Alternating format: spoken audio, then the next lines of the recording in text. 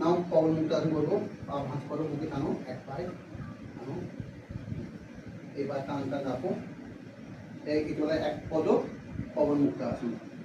মননে count করবে 1 2 3 4 5 6 7 8 9 10।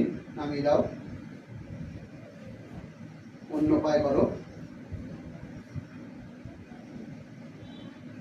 1 2 3 4 5 6 7 8 9 10। নামিয়ে দাও, পাশ করে দাও। এবার জোড়া পায়ে পবন মুক্তাসন করবো, দু পায়ে একসঙ্গে হলো 1 পা টান টান থাকবে 1 2 3 4 5 6 7 8 9 10। নামিয়ে দাও।